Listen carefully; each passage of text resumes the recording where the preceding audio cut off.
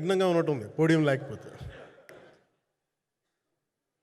కొంచెం అందరూ మీరు దయచేసి వస్తే let me have an interaction. అంటే నా జీవితంలో మొట్టమొదటిసారిగా అదే ఎప్పుడు చేశాను ఇంత నాకు పొలిటికల్ ఇంటరాక్షన్ చేశాను, కానీ మీడియా మిత్రులతోటి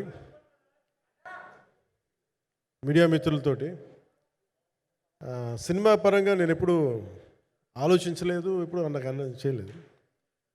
ఫస్ట్ టైం మొదటిసారి నేను ఎప్పుడు కొంచెం మొహాట పడతాను మాట్లాడడానికి సినిమాకి సంబంధించినంత వరకు. ఇక్కడ సినిమాని ఎలా ప్రమోట్ చేసుకోవాలో నాకు తెలియదు.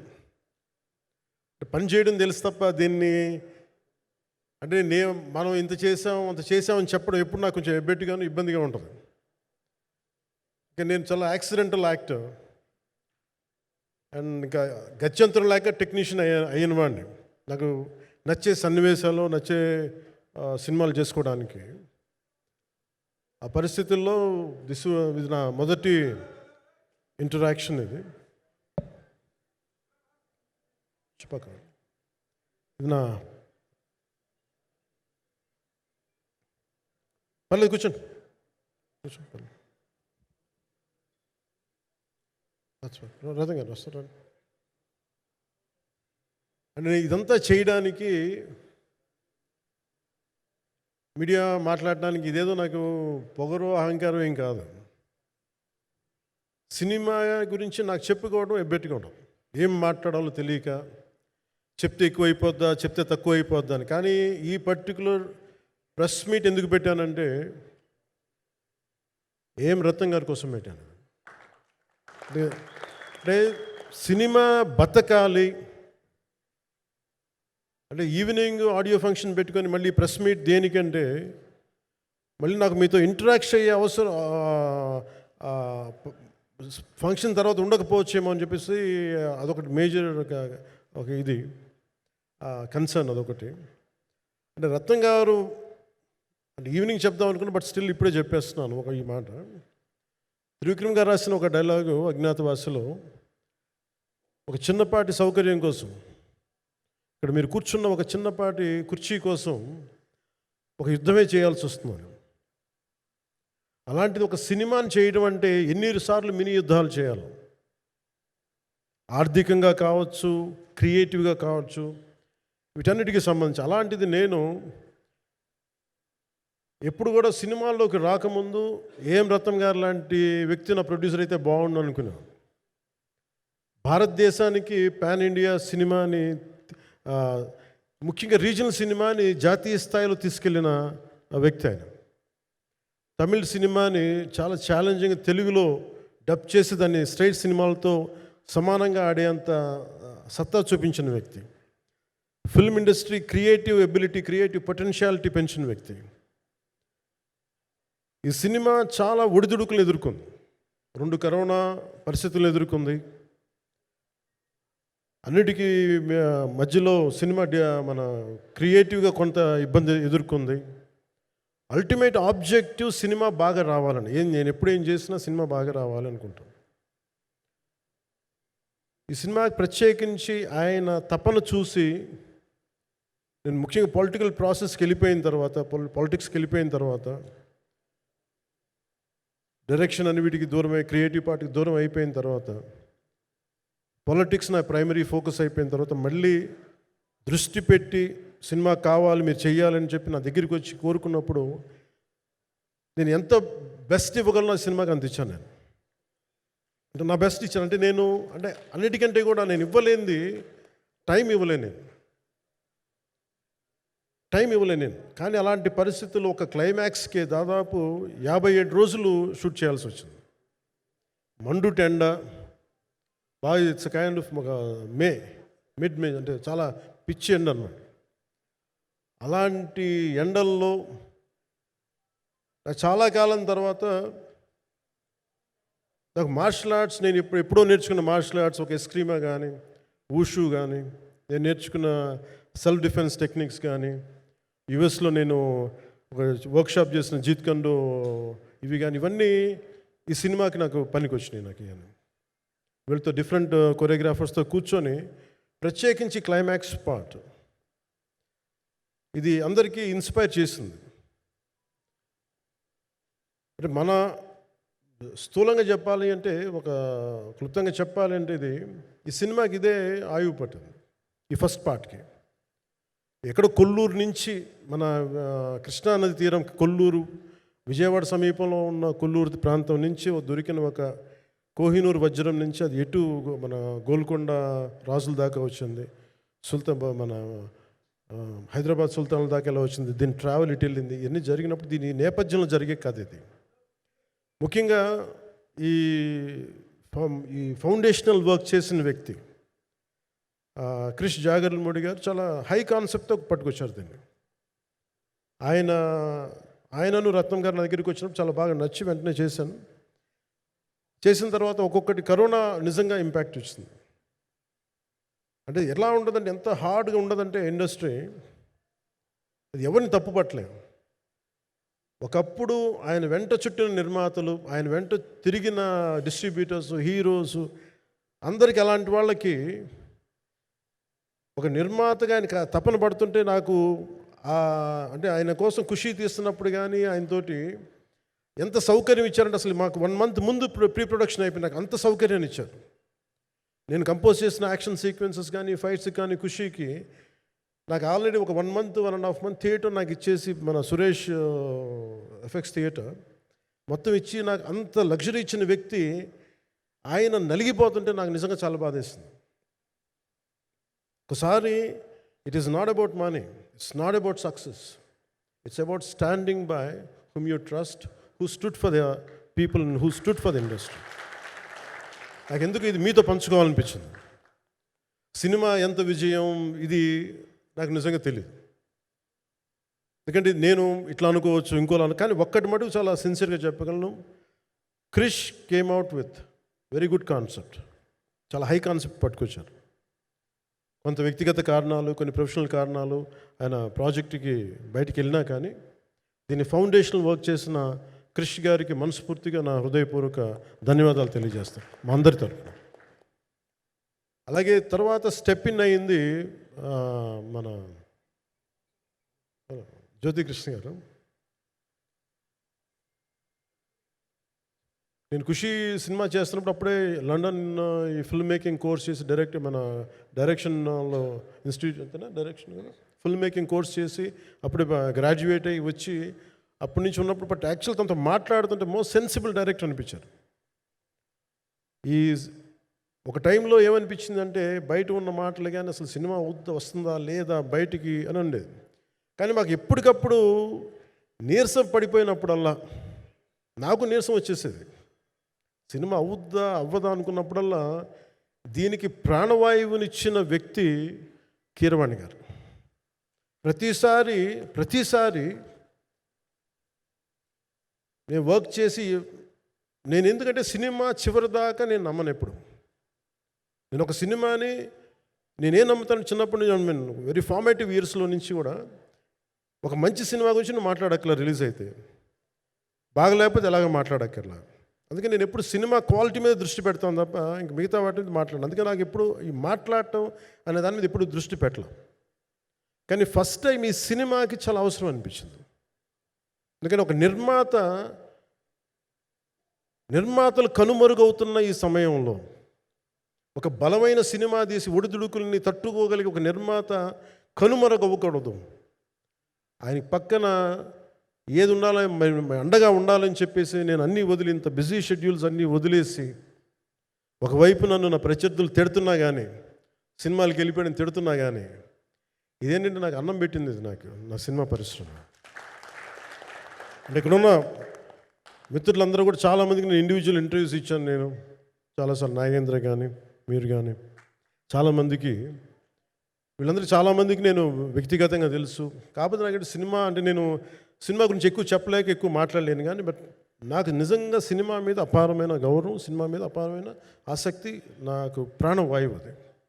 Story telling is a necessity for each and every individual.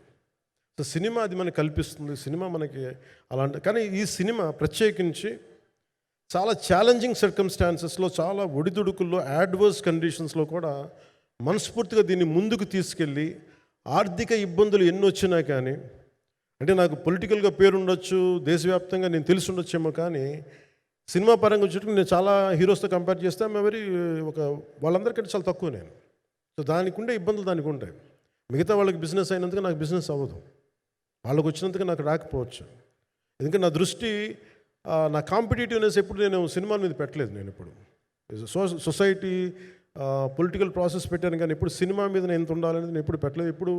నేను ఎప్పుడు చాలాసార్లు మన నాగేంద్ర కానీ మిగతా మన సూపర్ హిట్ మన కీర్తిశేషులు బిఆర్ రాజు గారు చనిపోయారు, ఇంటర్వ్యూస్లో కూడా ఉంటుంది. ఈ చిత్ర పరిశ్రమ చాలామంది హీరోస్ ఉంటారు, వాళ్ళలో నేను వన్ ఆఫ్ ది హీరో అంతే. నాది ఒక సంవత్సరంలో ఒక ఫ్రైడే, ఒక థర్స్డే రిలీజ్ అవుతుంది అంతే, అంతకుమించి తప్ప ఇది అందరి పరిశ్రమ, అందరూ రావాలి అలాంటిది నేను కోరుకునేవాడిని నేను. సో దాంట్లో భాగంగా రత్నం గారు లాంటి నిర్మాత బతికుండాలి, రత్నం గారి నిర్మాతకి ఇబ్బందులు కలగకూడదని చెప్పి లాస్ట్ మినిట్లో ఇంక చూసిన తర్వాత I stepped in to it. నేను భుజాల మీదకి తీసుకున్నాను ఇది. క్లైమాక్స్ని ఎలా భుజాల మీదకి అంటే, ఎందుకంటే ముఖ్యంగా ఇక్కడ ఇది ఇంకొక బలమైన స్టార్ కాస్టింగ్ చాలా బాగా చేశారు ఆయన. ముఖ్యంగా బాబీ డియోల్ గారిని అంటే ఈరోజు చూస్తుంటే నాకు అదే అనిపించింది. ఈరోజు మన ప్రెస్ మీట్ కూడా నేను వచ్చాను. పాపం అందరూ ఎంత బిజీగా ఉన్నారని రాత్రి కొన్ని రాత్రుల నుంచి నిద్రలేదు. మన మనోజ్ పరమహంస గారికి కానీ, రత్నం గారికి కానీ, జ్యోతి గారికి కానీ, పాపం ఈ సినిమా ప్రమోషన్ సింగిల్ హ్యాండెడ్గా పాపం నిధి అగర్వాల్ భుజాల మీద వేసుకొని నాకే బాధ అనిపించింది. పాపం ఒక అమ్మాయి తన కెరీర్ తను చూసుకోవాల్సిన అమ్మాయి కూర్చోబెట్టి నాకే సిగ్గు అనిపించింది. I have to truly appreciate you. అంటే చాలా పాపం అన్నీ వెళ్తూ ఉంటే నాకు ఇదేంటి సినిమాని అనాథలా వదిలేశారంటే అనిపించింది. సో నాకేమనిపించింది, ఈ సినిమాకి ఎవరు అనాథలా వదలలేదు, నేను ఉన్నానని చెప్పడానికి వచ్చాను ఈ రోజున. ఎందుకంటే నేను కోట్లాది మంది ప్రజలకి అండగా ఉండేవాడిని, దేశంలో ఉండే సమస్యలకి స్పందించేవాడిని. అలాంటిది తెలుగు సినిమాకి, నా సినిమాలకి మీకు తెలుసు గతంలో ఎన్నిసార్లు ఇబ్బందులు పెట్టారు. అదే మన ప్రభుత్వం అక్కడికి రాగానే వెంటనే సాధారణంగా గుండెలు హృదయ కవాటాలు తెరిచి మరి ఆహ్వానించాం. ఏమీ కృతజ్ఞత కూడా ఆశించలేదు. అంత చిత్ర పరిశ్రమను అంత గుండెల్లోకి తీసుకుంటాం. అలాగే దీనికి సంబంధించి అలాంటిది నా సినిమాని నేను ఎందుకు వదిలేస్తాను? ఎందుకంటే ఇది ఇంకో సినిమా కాదు, ఒక మేకప్ మ్యాన్గా ప్రారంభమయ్యి ఇంకో ప్రొడ్యూసరు, డబ్బులున్న ప్రొడ్యూసరు, పెద్ద జీవితాల నుంచి వచ్చిన ప్రొడ్యూసరే కాదు, చాలా చిన్న స్థాయి నుంచి, ఒక మేకప్ మ్యాన్ స్థాయి నుంచి బాయ్గా స్టార్ట్, అంటే చిన్నపాటి అసిస్టెంట్గా స్టార్ట్ అయ్యి చాలామంది మన సీనియర్ దర్శకులందరి దగ్గర పనిచేసి అంచెలంచెలుగా ఎదిగి నిర్మాత అయ్యి, దర్శకుడయ్యి, స్క్రీన్ ప్లే రైటర్ అయ్యి, మీరు ఏమన్నానంటే ఆయన మౌనంగా ఉంటారు. ఎవరు ఎన్ని ఇబ్బందులు పెట్టినా మౌనంగా ఉంటారు. ఆయన మౌనం ఒకసారి నాకు విపరీతమైన అసహనానికి గురి చేసేస్తుంది. మీరు ఏదైనా మాట్లాడాలంటే ఎవరు ఇబ్బందులు పెట్టి ఏం ఎదురు తిరగరు ఏంటంటే ఇలా అంటారు, ఏం చేయాలి. ఇంకా ఇలాంటి వ్యక్తికి ఆయన మౌనం నన్ను ఇలా రోడ్ల మీదకి వచ్చి ఇలా మీ దగ్గరికి ముందు నుంచోబెట్టింది.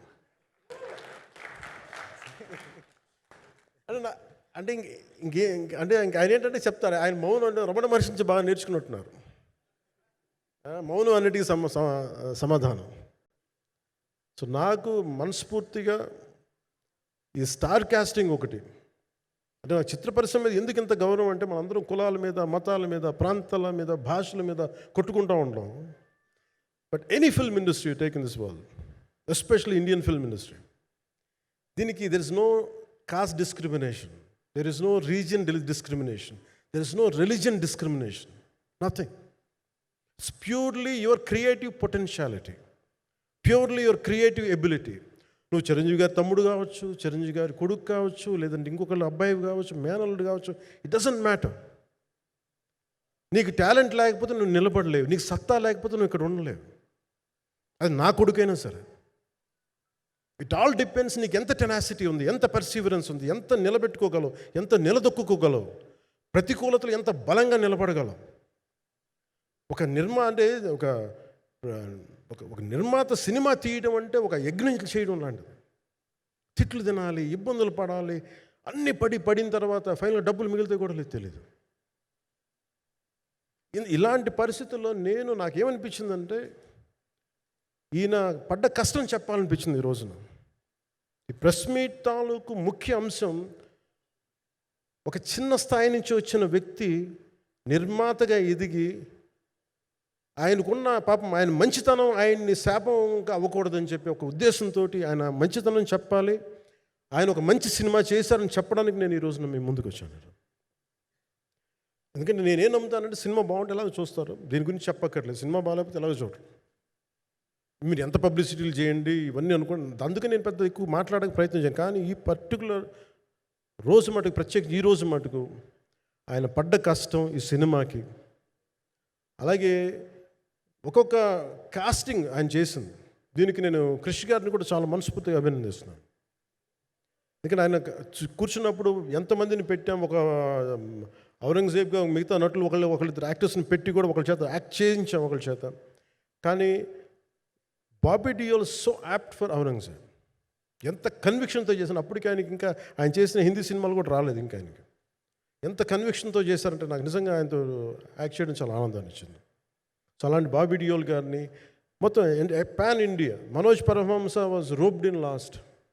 ఇంకా సినిమా ఎట్లా మనం అయిపోవాలి, నేను పాలిటిక్స్కి వెళ్ళిపోయిన తర్వాత, డిప్యూటీ సీఎం బాధ్యతలు తీసుకున్న తర్వాత అందరికీ అయిపోయింది, ఇంకా సినిమాలు చేయలేడు ఇతను, ఎలా చేస్తాడంటే నాకు తెలుసు కష్టం అని.